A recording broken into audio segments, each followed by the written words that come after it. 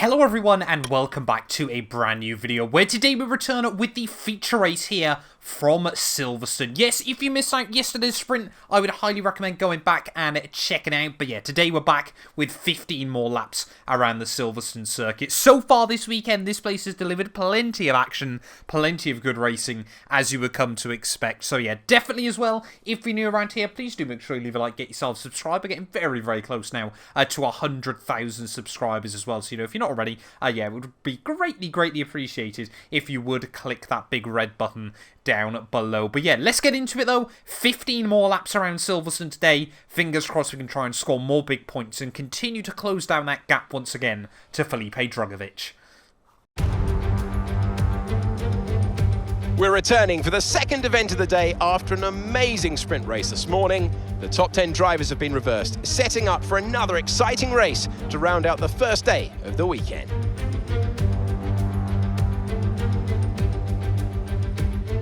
Here are the starting positions for today's race. Teo Porcher will start on pole. Fantastic qualifying from him, with Felipe Drugovich alongside. Looking down the rest of the grid, we have Doohan, Armstrong, Ayumu Awasa, Bullock Bassi, Caldwell, Sargent, Verschoor, Jan Deruvala, Hauger, Williams, Frederick Vesti, Fittipaldi, Sato, Cordial, Vips, Clement Novalak, Lawson, Nissani, Hughes, and Ralph Boschon completes the grid. And with lights out just moments away, it's time to go down to the track. Davide, is there anything we should be looking for in today's race? The teams are all very competitive at the moment, so are we about to witness a push from anyone in particular? Hi Alex, the team will have been studying everyone else out there very carefully, so I think we are in for a very interesting event today. I can't wait to see how this race unfolds.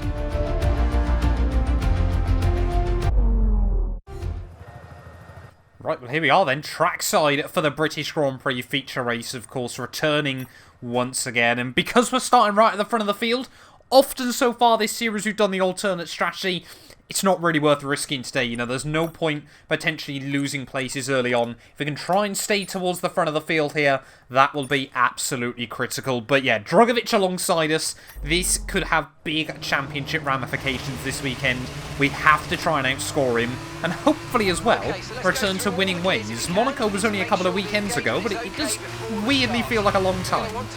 While often trying to get tyre temperature in early on this in races this season has been quite a difficult task for us, so we'll wait and see what we can do here today. But yeah, that's going to help me out. I don't think I've aggressively turned a Formula 2 car like that before on this game, but maybe that's going to give us a bit of extra rear temperature there, as we are going to try and angle the car just to cover Drugovich off slightly on the run down towards turn 1. We are angled a bit more aggressively than I was quite planning on doing, but let's wait and see then what we can do. Yeah, Ralph Boschon, of course, rounding out the field once again, and fingers crossed we can just keep it clean and tidy then at the start here. 5 red lights once again at Silverstone. Very long hold, but it is lights out. On away we go. We hit the anti-stall, but we just cover Drugovich off. No, we don't. As Jack Doohan there around the outside in towards turn 1, as well as Marcus Armstrong.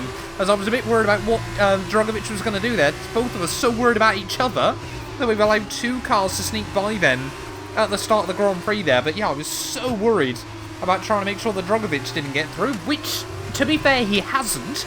But yeah, Marcus Armstrong, Jack Doohan saw an opportunity down around the outside in towards the first corner there and straight up into the lead then for the young Alpine Junior driver there. Marcus Armstrong in his high-tech, of course, hoping to try and get a good race weekend. He's had a couple of decent results this year, but struggled to string it often week in, week out there, as we can just see heading through on this opening lap then, trying to just warm up the tyres, get the temperature and everything like that. Drugovich not far away still. He might be under some pressure from Logan Sargent there, who must have got off to a good getaway, as he finished on the podium yesterday here. So yeah, Logan Sargent doing very, very well early on then there. Perhaps just found the avenue down around the outside as well.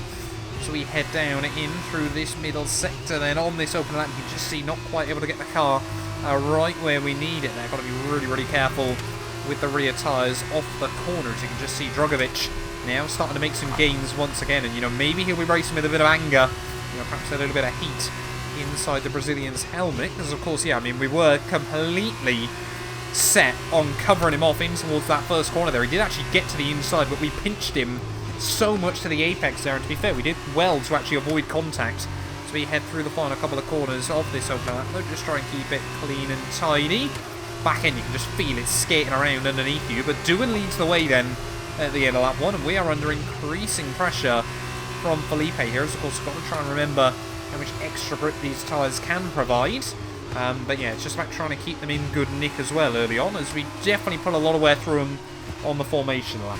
Doing that, clearly trying to do his best Sebastian Vettel impression, waltzing away at the front of the field as we went purple through the first sector, but DRS now has been enabled here in this feature race, and yeah, we are still under a lot of pressure from Felipe Drugovich behind us, and lines like that are not going to do me any favours as we head through the first handful of corners again, but hopefully we're going to be able to try and move past Armstrong quite soon, as he's got no DRS to defend himself, but Drugovich waiting in the wings. I know how quick that Brazilian can be. Ooh, yellow flags out. Someone's got issues behind us by the looks of it. No idea who that might be. I think it is the Trident car of Richard Verschoor who might be out of this one. I'm really struggling to remember my F2 names this weekend. I don't know why. But yeah, I think that's Richard Verschoor going very, very slowly then after a solid sprint race yesterday, right up towards the sharp end, almost taking fastest lap as well in the process. Verschoor, no, he's not out, but he has got a pit, so clearly some sort of technical gremlins. Similar thing happened, of course, yesterday to one of the Charouz cars. And I've just remembered, finally, which Charouz car that was. It must have, of course, been in Enzo Fittipaldi, wasn't it? I love the fact I can't remember it for ages when I need to, and then suddenly just out of the blue, it clicks again, and I can see his face now. Team, however, coming up with some new strategies. I'm not boxing that early. Yeah, hard tyres will go, well, they'll do about 11-12 laps, but they were not fun towards the end of the race yesterday, so I'd rather take these soft sort of 6 laps and then go 9 on the hards. I don't want to box the end of the next one, though, as now we might be able to get a run, though, on Marcus Armstrong, as Felipe Drugovich still keeping me honest at the moment. Will Armstrong defend? No, he won't, to the inside of the high-tech. That one's going to be quite an easy move when all is said and done there. Just so I keep it inside track limits on the exits. Now Armstrong's going to be under pressure. Sargent there looking very, very racy so far this weekend, but Jack Doohan's built up a bit of a lead early on.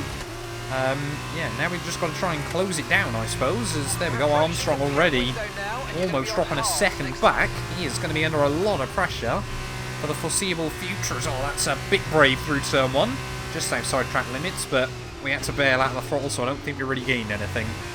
This tyre wear warning light already flashing up then in this feature race, so clearly, yeah, tyre wear on these soft tyres not as good as we'd hoped.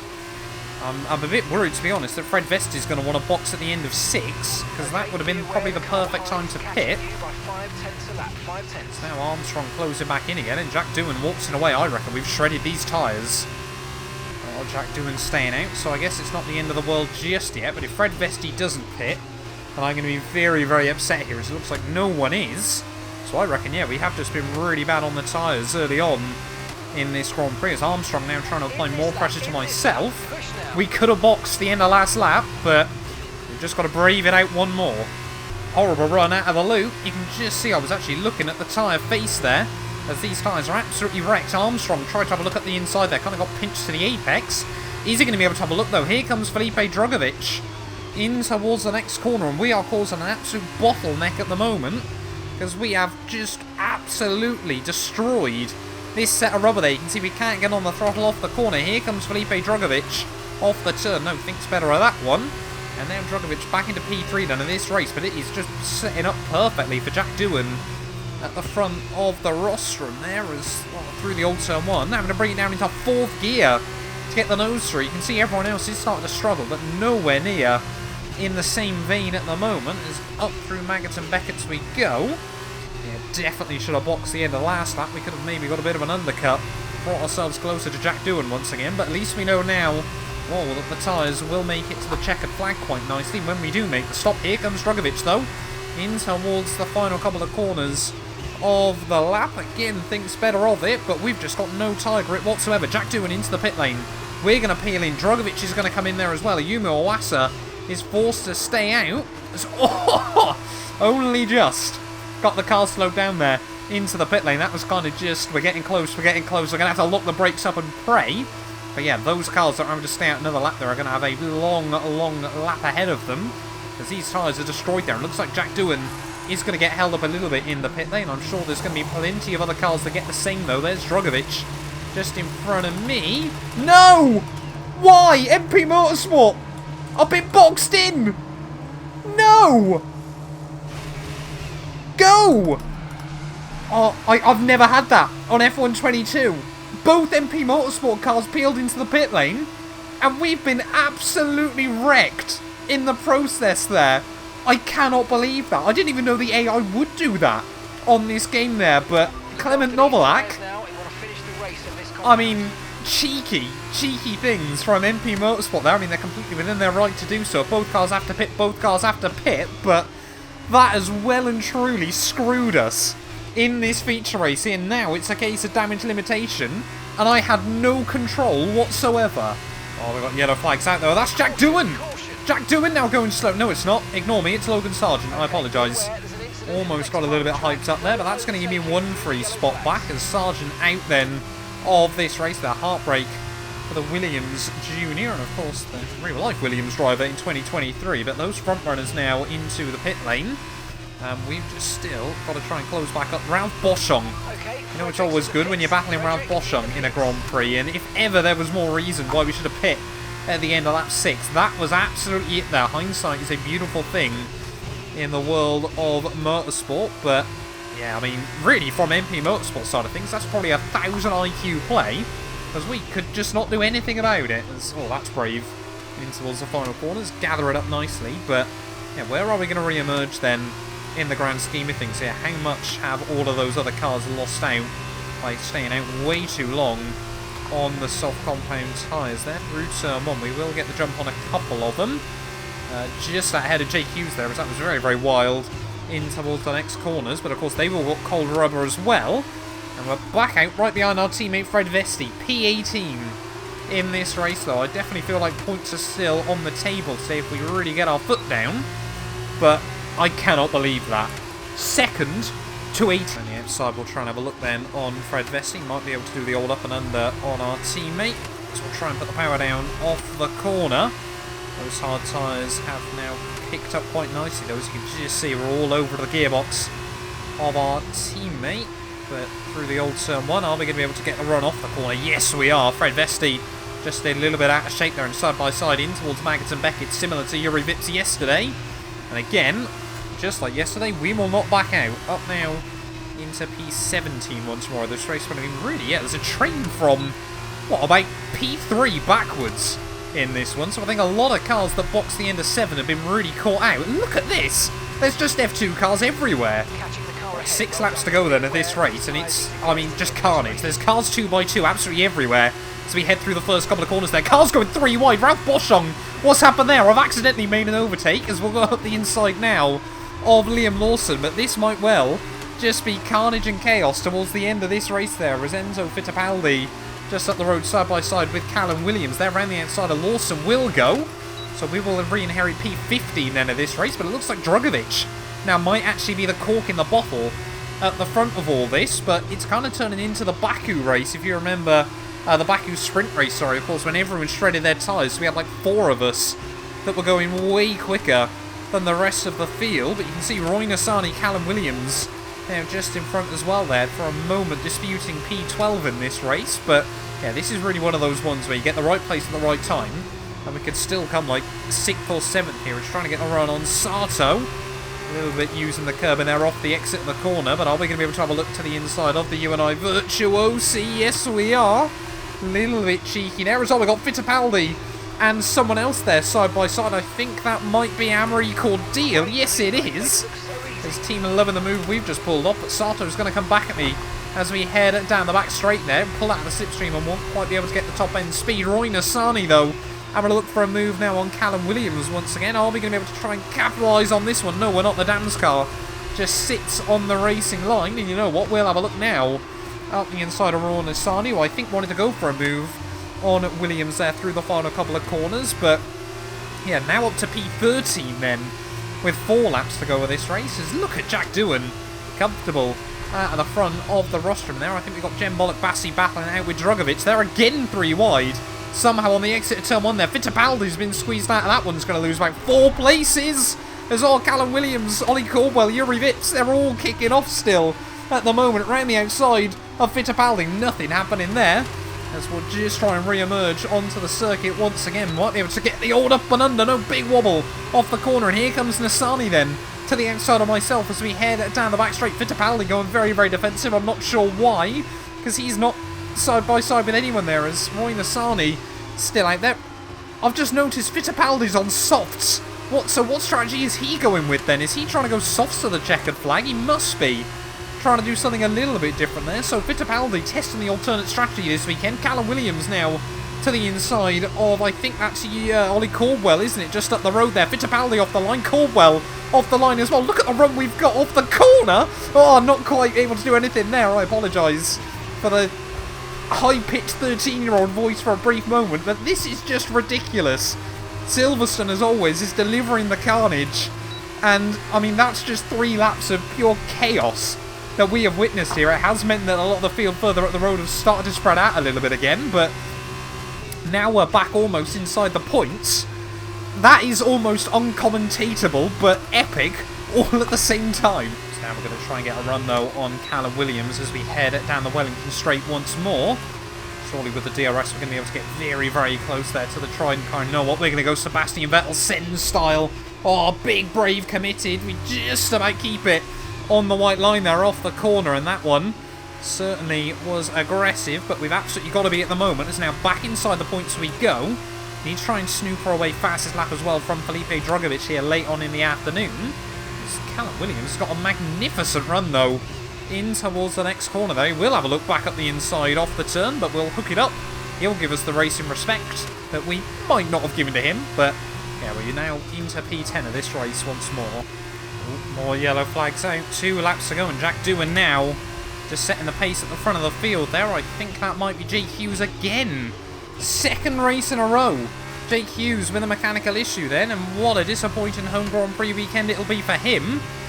As Jake Hughes, yeah, I think might be out of this, as there we go, new fastest lap of the day. That's what we need to try and do late on in the day. I'm surprised we haven't seen Fittipaldi try and sneak that one, as I think Fittipaldi's just back into the pit lane there, so I've got no idea what the strategy gamble was there down at Charouz, but clearly they've tried something that absolutely has not worked. As we head through this first sector once again, though, Cordeal and Yuri Vip still duking it out. Looks like, again, we might get a 3-way scrap for around about P8. Mega run on Amory Cordeal. He's still got the DRS off Yuri Vips in front of him, but it might not be enough to make the difference. As to the inside, we'll have a look on the young Belgian. There we go. Up now into P9 once again of this race. And now Yuri Vips has got 1 lap to try and defend himself.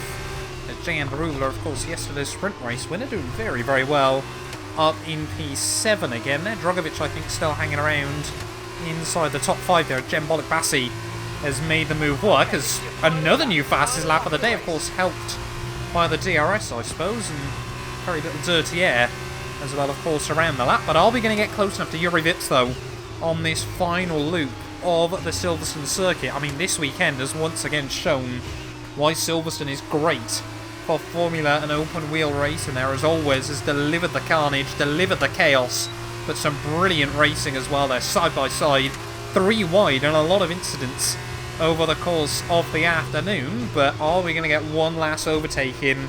We've been absolutely robbed in this feature race, at a good chance at least a podium there, as back end now starting just to break free a little bit, but fair play Jack Doohan. He was absolutely comfortable early on there and deserves to walk away with the race victory today. Trying to remember who's in P2. I think it might be Sato, but don't hold me to that one, as we just need to try and get close enough to Yuri Vips out onto the hangar straight here. Was pulled off the move yesterday on him in towards Maggott and Beckett. This time around we'll try and get the run out of the corners there, as wide on the way, and get as much air as we can over the front wing there, ragged over the curbs and onto the grass as we try and put the power down off the corner. We're gaining on Yuri Vips, but will it be enough by the end of the hangar straight here? We're going to get even closer through the next corner there. Try to use the curb. Jack Doohan will take the race victory for you and I, Virtuosi. We're not close enough to go for a send in towards the final couple of corners. No, Yuri Vips locks up, stops on the apex. Is it going to be the same as Ollie Caldwell yesterday? No, it's not. Vips will hang on. As, oh, we just hang on to the car. All right, race over. Take care of the car on the way in.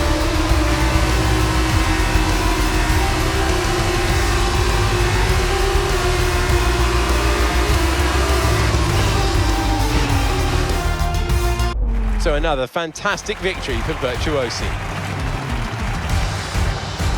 And Davide Valsecchi, give me your thoughts. How did they accomplish this result? The difference was in the strategy. Credit to the driver for sure, but races like this really drive home how much of a team sport this is.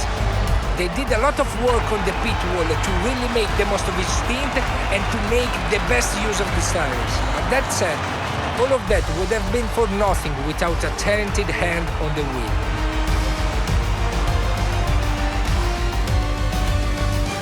And here are our podium drivers today. After that excellent race, they've excelled here as they so often do, and it's a well-deserved victory. Virtuosi then are on top today.